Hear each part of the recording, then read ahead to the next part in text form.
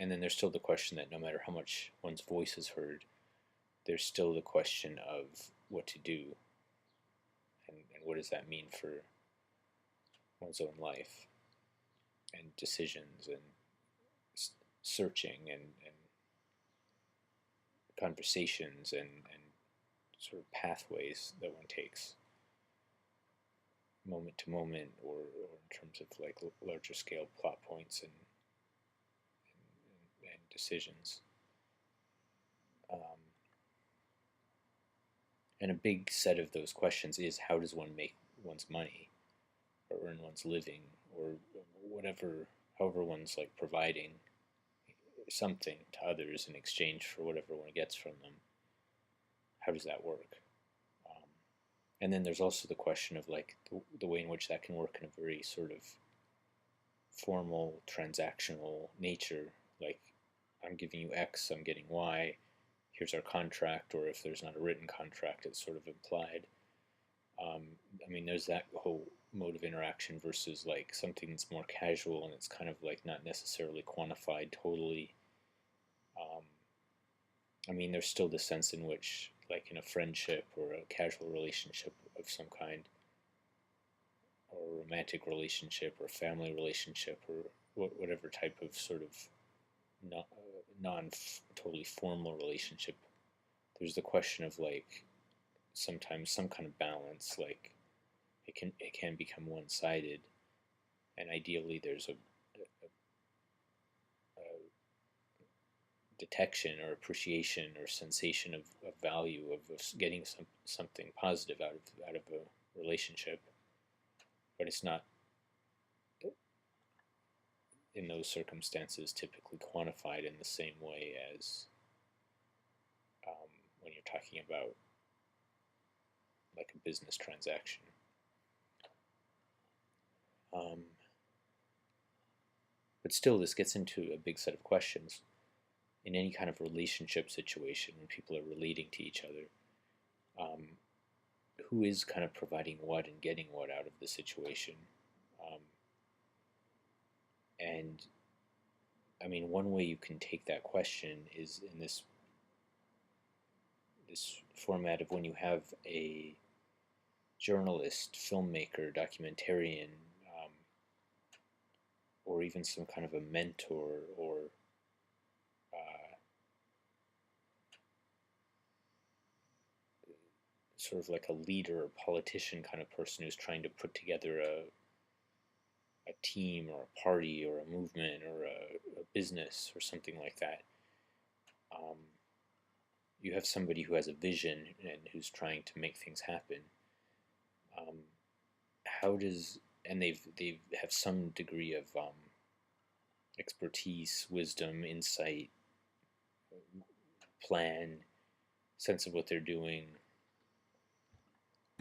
How does that relate to how they interact with people, where they're saying, hey, I can use you, help me with this, do this, and you'll get this out of it, I'll pay you, or you'll learn things from it, or it'll be fun. um, and I mean, this is a whole type of interaction that can be, I mean, it can result in a lot of different types of stories depending on the exact people involved. um, and to be specific with that, for example, um, in the traditional hero's journey story, you have the call to adventure by the herald, who's possibly part of an interesting story or whatever, and has good intentions, or is on the side of helping the hero or protagonist, or whatever. But there are also cases where people are recruited, and they're basically being recruited by forces of darkness, or people who are going to scam them, or people who are going to exploit them in various ways, which can turn into very dark things when people are being recruited to participate in things like terrorism, or um, human trafficking, or um, different types of fraud and scams and so on. And so, I mean, there's certainly cases you can think of where something's clearly like beneficial for both parties, or something's clearly like manipulation, and it's dangerous and problematic, um, and not good. But there's certainly also many other circumstances where it's not quite so clear cut.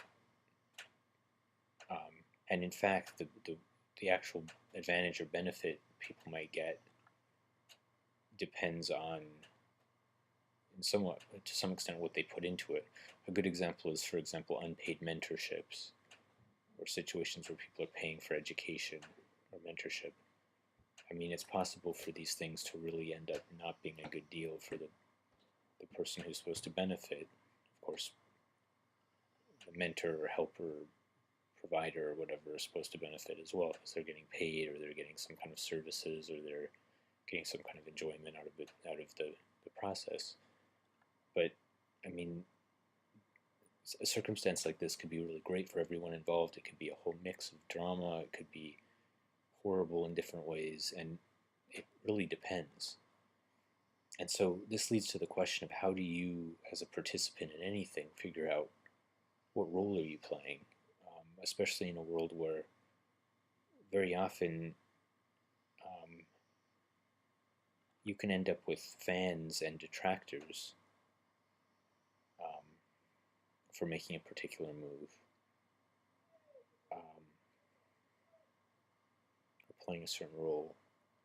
And then there's the question of kind of what's worth it, and how do you interpret what they have to say.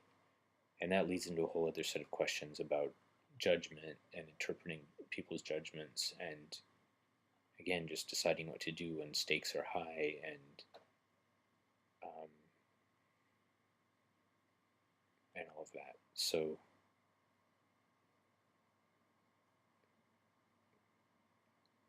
I mean, it's like I can keep going. I mean, it's like there's a whole concept of like a high stakes decision at one moment in time, but there's also the context of the question of a high stakes situation, uh, where you really have like a number of different choices to change paths, but over time it adds up to like, how much time are you putting into strategy X when you could be putting it into strategy Y, or walking down path X when you could be walking down path Y.